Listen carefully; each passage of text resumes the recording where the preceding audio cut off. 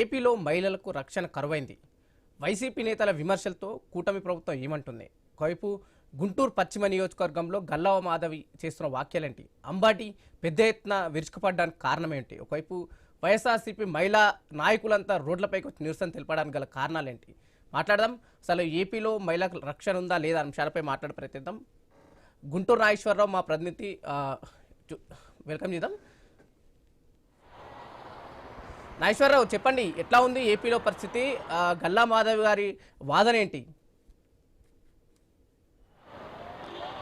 Yes Pawan, ఏదైతే 2 రోజుల క్రితం జరిగిన గుంటూరులో జరిగిన ఏదైతే కృష్ణబాబు కాలనీలో ఒక మహిళను వివస్త్రణ చేసిన ఘటన రాష్ట్ర వ్యాప్తంగా సంచలనం రేకెత్తిన పరిస్థితి అయితే ఉంది. దీంతో ఏదైతే గుంటూరు పశ్చిమ ఎమ్మెల్యే గల్లా మాధవిపై అయితే రాష్ట్ర వ్యాప్తంగా కూడా వైసీపీ ప్రతిపక్షాలు విమర్శిస్తున్న నేపథ్యం అయితే ఉంది.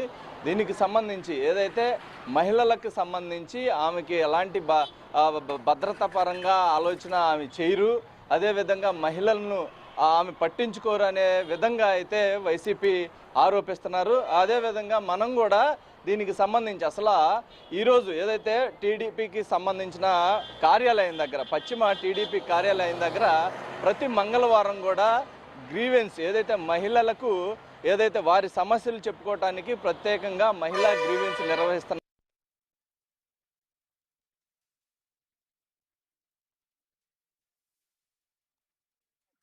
ప్రయత్నం అయితే ఇక్కడ చేద్దాం. అదేవిధంగా ఏదైతే వైసీపీ ప్రతిపక్షాలు ఆరోపిస్తున్నట్లుగా అసలు ఆరోపణల కారణాలు ఏంటనే అంశం కూడా ఏదైతే మా ఎమ్మెల్యే గల్లా మాధవిని కూడా అడిగే ప్రయత్నం చేద్దాం. ప్రస్తుతం ఏదైతే గుంటూరు పశ్చిమ టీడీపీ పార్టీ కార్యాలయం వద్ద మనం ఉన్నాం. బయట మొత్తంగా కూడా ఫ్లెక్సింగ్ చేసి మన చాలా హడావుడిగా ఉంది. కానీ ఇక్కడ మహిళా గ్రీవెన్స్ అసలు నిర్వహిస్తున్నారా లేదా అనే అంశం కూడా మనం తెలుసుకునే ప్రయత్నం చేద్దాం. అసలు ఈ మొత్తానికి ఏదైతే గల్లా మాధవినే టార్గెట్ చేస్తూ దీనికి సంబంధించి ఆమె నియోజకవర్గంలో ఈ ఘటన జరిగింది కాబట్టి ఈ ఘటనకు సంబంధించి ఆమెనే మాట్లాడుతున్న అంశం మనకు కనిపిస్తుంది.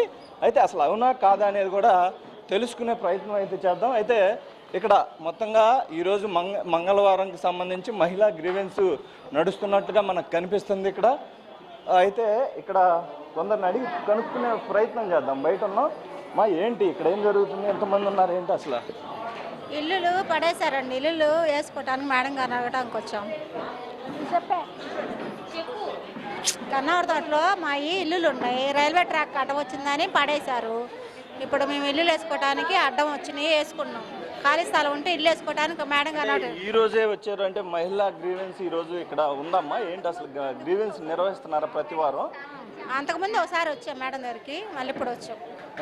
ఏమన్నారు ఇప్పుడు? ఎందుకు కలవలేదు, ఇంకా కలవటానికి వచ్చారు మీరమ్మా? దీనికోసమేనండి వచ్చాము, అప్పుడు మొత్తంగా ఏదైతే మహిళా గ్రీవెన్స్ అయితే ఇక్కడ నిర్వహిస్తున్న పరిస్థితి మనకు కనిపిస్తుంది. అయితే ఇంకొకళ్ళని కూడా అడిగి తెలుసుకునే ప్రయత్నం చేద్దాం. ఏమా, ఏంటి అసలు మీ సమస్యపై ఏం మాట్లాడటానికి ఎమ్మెల్యేని కలవటానికి వచ్చారా, ఏంటి అసలు? మన మాటలు రావండి, మా మనవరకు మాటలు రావు. పెన్షన్ కానీ జాబ్ పర్పస్ కానీ మేడం గారు ఏదంటే మేడం గారిని కలవటానికి వచ్చారు. ఏంటి ఈ రోజే కలవటానికి అంటే పెన్షన్ కాగితాలన్నీ రాలేదని చెప్పి అంటే ఈ రోజే వచ్చారా, అంతకు ముందు వచ్చారా? ఈ రోజు ప్రత్యక్షంగా అంటే మంగళవారమే ఏంది అంటారు, ఏమన్నా కార్యక్రమం మహిళల కోసమే?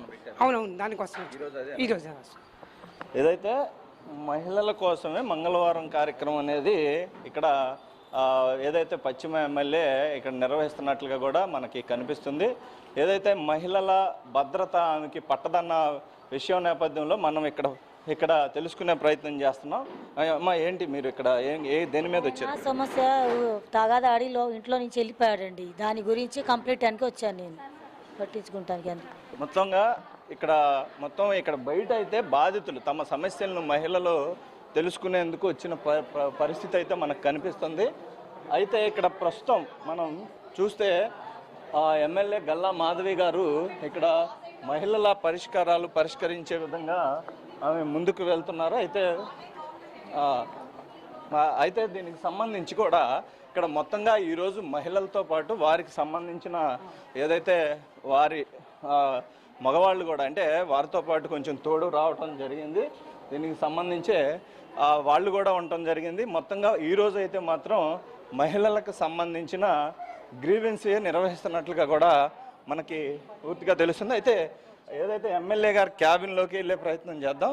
దీనికి సంబంధించి వెళ్ళి అక్కడ అసలు ఏం జరుగుతుంది ఏంటి అనేది కూడా మనం కనుక్కునే ప్రయత్నం చేద్దాం. ఏంటి మీరు ఏం పని మీద వచ్చారు ఏంటి ఈరోజు ఎంతమంది మహిళలు వచ్చారు ఏంటి ఇక్కడికి? ఈరోజు రేపు మా పాప మ్యారేజ్ ఉంది. మేడం గారు ఫ్యాన్ మా పాప మ్యారేజ్కి పిలవటానికి వచ్చాను. మీరమ్మా మీరేంటి? మా బాబుకు పింఛన్కు తల్లికి వందనం పడతలేదని వచ్చాం సార్. పింఛను తల్లికి వందనం పడతలేదని అడుగుదానికి వచ్చాం. అంటే ఈరోజు గ్రీవెన్స్ అంటే మహిళల కోసం గ్రీవెన్స్ అనేది పెట్టారు. తల్లికి వందనం పోయిన సంవత్సరం పడలేదు సార్, ఈ సంవత్సరం కూడా పడతలేదు, అందుకని అడుగుదామని వచ్చాను. మేడం కనుక్కున్నాం. ఓకే, జస్ట్ మేడం ఏదైతే ఎమ్మెల్యే గల్లా మాధవి గారు మరికొందరితో ఏదో పర్సనల్గా మాట్లాడాల్సిన పరిస్థితి నేపథ్యంలో ఆమె లోపల వాళ్ళతో డిస్కషన్ చేస్తున్నట్లుగా మనకు తెలుస్తుంది. అయితే ప్రస్తుతం ఆమె కోసం వెయిట్ చేస్తున్న నేపథ్యం వాళ్ళతో మాట్లాడించిన పరిస్థితి అయితే ఉంది. మొత్తంగా దీనికి సంబంధించి మహిళలకు భద్రత అనేది ఉందా లేదా అనే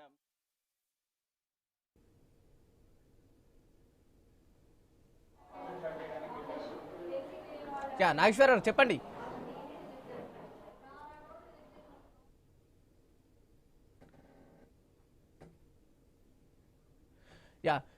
ఏపీలో మహిళలకు రక్షణ కరువైందా? ఒకవైపు వైసీపీ పార్టీ కూటమి పైన పెద్ద ఎత్తున విమర్శలు గుప్పిస్తుంది. పశ్చిమ నియోజకవర్గంలో, గుంటూరు పశ్చిమ నియోజకవర్గంలో ఈ నెల 15న ఒక మహిళపై జరిగిన దాడి అటు రాష్ట్ర వ్యాప్తంగా సంచలనంగా మారింది. ఒకవైపు నారా చంద్రబాబు నాయుడు కావచ్చు, అటు నారా లోకేష్, అలాగే ఏపీ హోంమంత్రిగా ఉన్న అటు వంగలపూడి అంతా కూడా ఇప్పటికే స్పందించడం జరిగింది. ఎవరైనా సరే, పార్టీ వారైనా సరే, పార్టీలో లేని వారైనా సరే. నాగేశ్వరరావు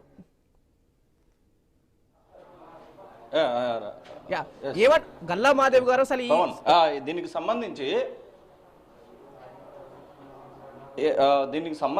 ఘటనకు సంబంధించి ఆమెతోనే మాట్లాడే ప్రయత్నం అయితే చేద్దాం. అంటే ఈరోజు మంగళవారం గ్రీవెన్స్ అవడంతో మహిళలతో ఆమె కొంచెం బిజీగా ఉన్న పరిస్థితి అయితే ఉంది.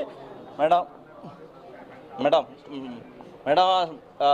మొన్న 2 రోజుల క్రితం జరిగిన ఘటనకు సంబంధించి ప్రతిపక్షాలు మీ మీద అనేక ఆరోపణలు చేస్తున్నాయి.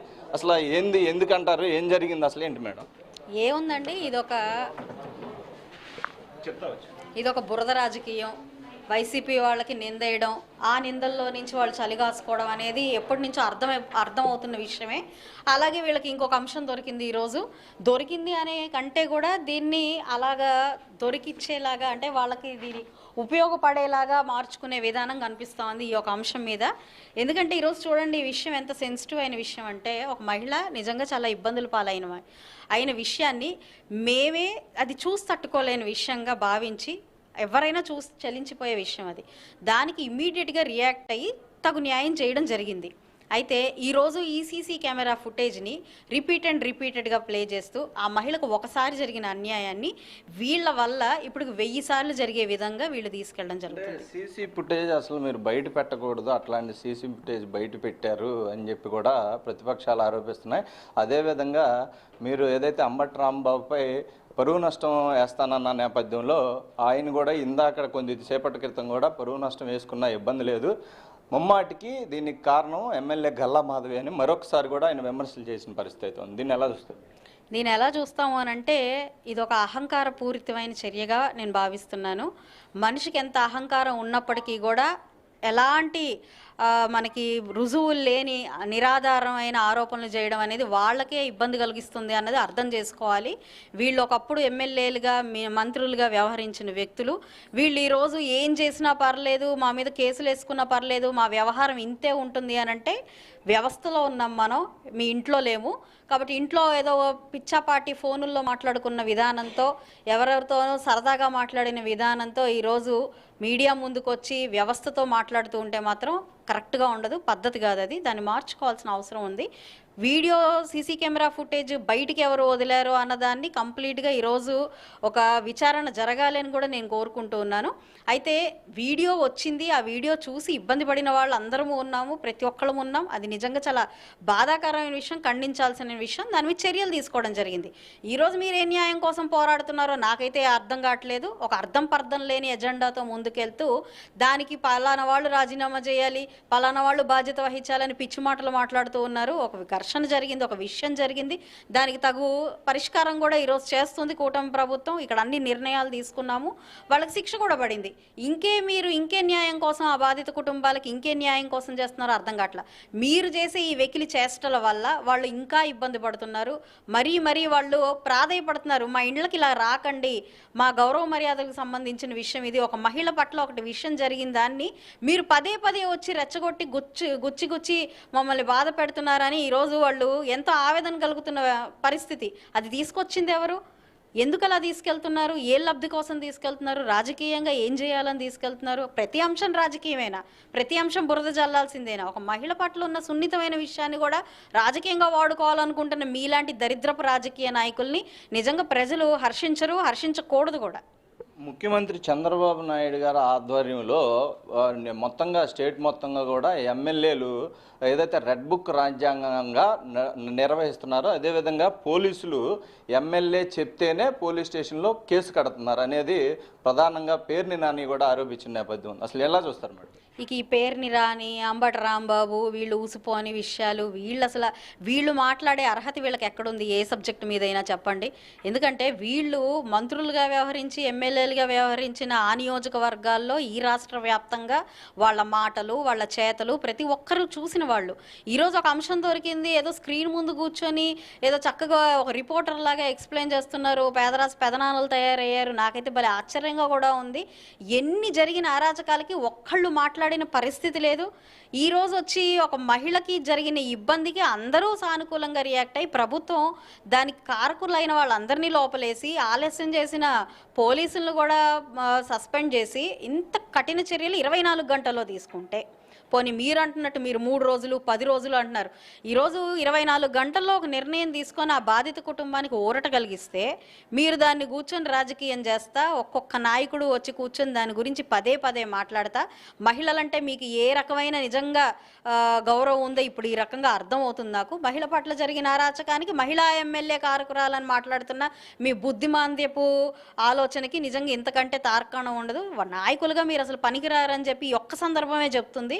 ప్రజలందరూ కూడా అదే అనుకుంటున్నారు. జరిగిన విషయానికి ఆవిడ వెంటనే స్పందించి నిర్ణయం తీసుకుంటే వీరెందుకు ఇంత దాన్ని వాడుకునే ప్రయత్నం చేస్తున్నారు, వీళ్ళే నాయకులు అనే ఒక భయంలో ఒక ఆలోచనలో ఈరోజు మళ్ళీ ప్రజలు ఉన్నారు అని చెప్పి మాత్రం ఖచ్చితంగా. ఒక మహిళా ఎమ్మెల్యేగా ఉండి ఒక మహిళ గౌరవం ఆమెకి లేదు.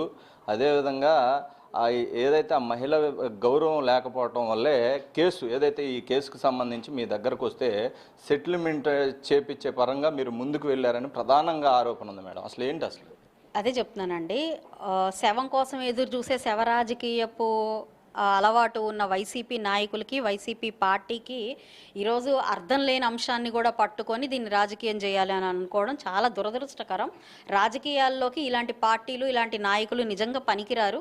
రేపు వీళ్ళు చేసే దందాలకి వీళ్ళు చేసిన అరాచకాలకి ఈరోజు ప్రజలు ఎంత ఇబ్బంది పడ్డారో తెలిసి కూడా ఈరోజు మళ్ళీ వాళ్ళకు కూడా ఆ విషయం తెలుసు, అయినప్పటికీ కూడా ఇలాగ ఇక్కడ న్యాయం జరుగుతుంది, మహిళలు అందరూ చాలా దగ్గర అయ్యారు కూటమి ప్రభుత్వానికి. ఇక్కడ వీళ్ళకి వచ్చిన ఇబ్బంది ఏంటంటే నేను చెప్తాను మీకు, ఈరోజు పార్టీలతో సంబంధం లేకుండా ప్రతి మహిళ తనకి ఏదైనా ప్రాబ్లం వస్తే చెప్పుకోవడానికి ఒక ప్లాట్ఫామ్ గుంటూరు పశ్చిమ నియోజకవర్గంలో మేము కల్పించాం. పార్టీలతో నిమిత్తం లేకుండా మహిళ అయితే చాలు, తను ఏ ఇబ్బందులు పడుతున్నా కూడా మేము దాన్ని సానుకూలంగా స్పందించి తగు న్యాయం జరిగేలాగా మేము చేయడానికి ఇక్కడ సిద్ధంగా ఉన్నాం. తమ పార్టీ వాళ్లే ఇక్కడ బాగా జరుగుతుంది అనే మాటల్ని వినలేకపోతున్నారు ఈ వైసీపీ ఇక్కడ ఉన్న నాయకులు ఇన్ఛార్జీలు. కేవలం అదొక్క కారణం చేతనే ఈరోజు జరిగిన న్యాయాన్ని కూడా జరగలేదంటూ ఆలస్యం అయ్యిందంటూ, ఇక ఆలస్యం గురించి మాట్లాడుకోవాలంటే ఇప్పటికీ కూడా మీరు చేసిన అరాచకాలు మీ వల్ల అదృశ్యమైన మహిళలు ఇబ్బంది పడ్డ మహిళలకి న్యాయం కాదు కదా, పరామర్శ కూడా జరగలేదు. దానికి ఏమి సమాధానం చెప్తారో మీరు నాకు చెప్పండి. జరిగిన న్యాయానికే మీరు ఆలస్యమైనందుకు రోడ్ల మీదకి ఎక్కుతున్నారు. నిజంగా ఇప్పటికి కూడా అసలు న్యాయం కాదు కూడా పరామర్శకు కూడా నోచుకొని ఎంతోమంది బాధిత కుటుంబాల తరపున నేను అడుగుతున్నాను, మీరు ఏం సమాధానం చెప్తారు? వాళ్ళకెందుకు కనీస పరామర్శకు మీరు వెళ్ళలేదు? వాళ్ళ ప్రాణాలే పోతున్నా కూడా పట్టించుకొని మీ నాయకులందరూ, ప్రాణాలు తీసిన ఈ నాయకులందరూ ఈరోజు మహిళ పట్ల ఒక మంచి నిర్ణయం తీసుకొని ఒక పరిష్కారాన్ని ఇచ్చినా కూడా ఇవ్వలేదు అని మాట్లాడుతూ సెటిల్మెంట్ వ్యవహారం అని చెప్పి మాట్లాడుతున్న మీ దౌర్భాగ్యపు రాజకీయ చతురతకి ఇంతకంటే నిజంగా తార్కాణం ఏదైనా ఉందా? మీరు నిజంగా రాజకీయ నాయకులేనా? రాజకీయానికి పనికొస్తారా మీరు? అది నా ప్రశ్న. అంటే ఈ కేసుకు సంబంధించి మేడం సిఐ గారు కూడా ఒక ప్రెస్ మీట్ పెట్టారు.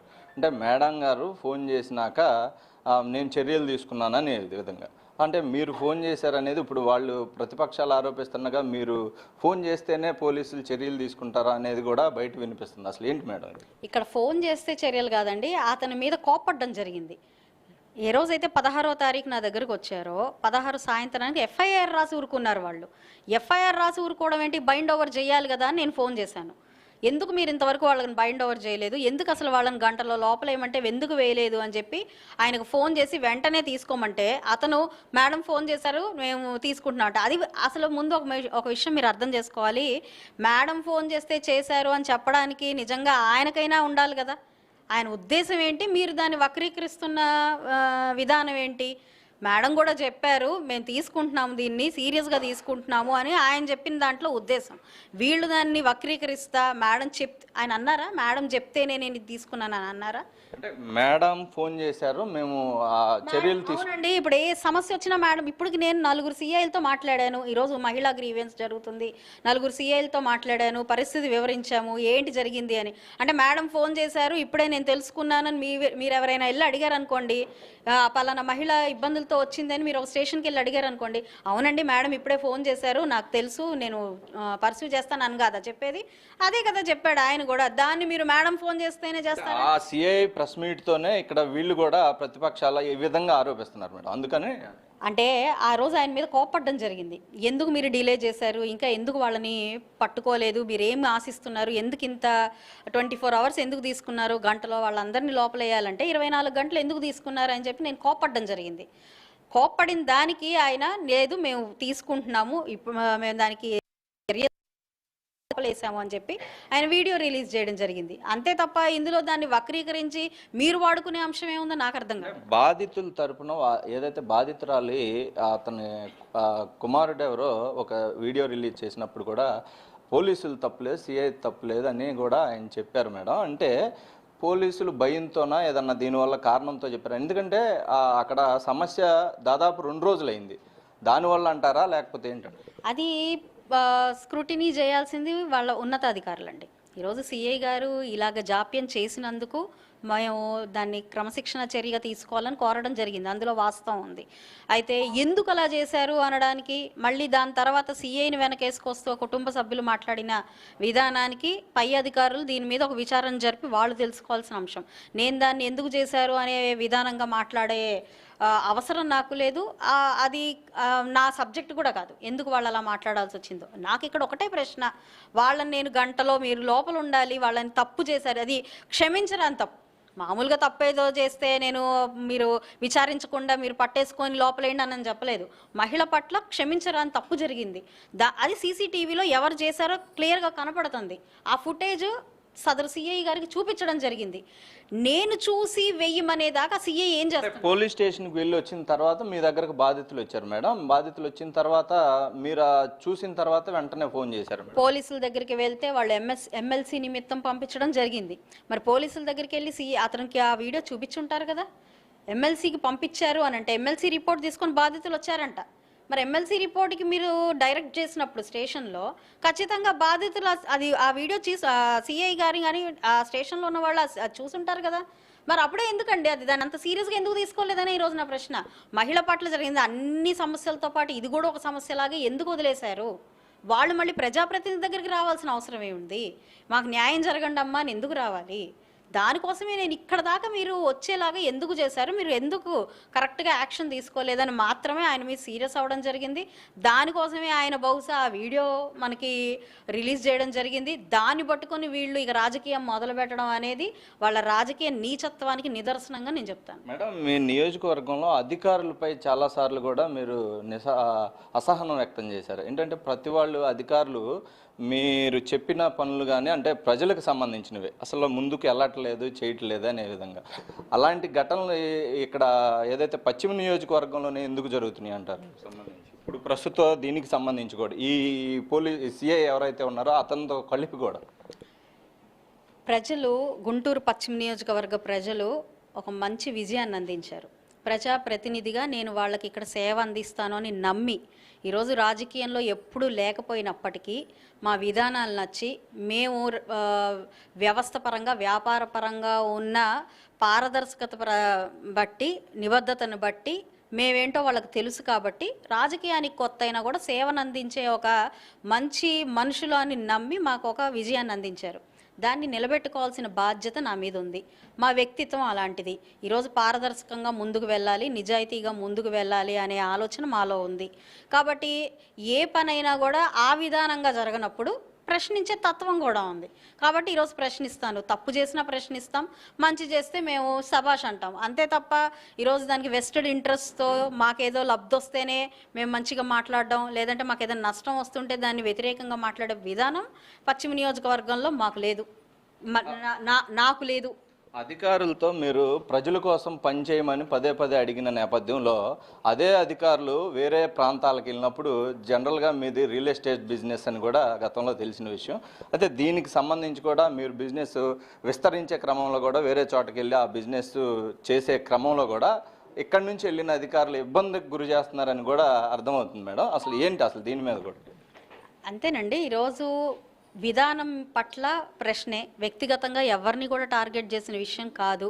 ఇక్కడ నాకు రోడ్లు బాగాలేదు, గుంటలు పడిపోయిన రోడ్లు ఉన్నాయి, పరిష్కారం కావాలని ఏ రోజైనా అడిగామే తప్ప వ్యక్తిగతంగా వ్యక్తిగత దూషణలకో, వ్యక్తిగత విమర్శలకో, వ్యక్తిగత ఆరోపణలకో ఎప్పుడు వెళ్ళింది లేదు. అది ఏ అధికారి మీదైనా సరే. రేషన్ మాఫియా జరుగుతుంది, దీన్ని ఆపుకోండి, పట్టడి అన్నం పెట్టాల్సిన పరిస్థితుల్లో లేదంటే పేదలకు అందాల్సిన బియ్యంలో ఇంత అవకతవకలు జరగడం కరెక్ట్ కాదు అని చెప్పి వాళ్ళని ప్రశ్నించడం జరిగింది.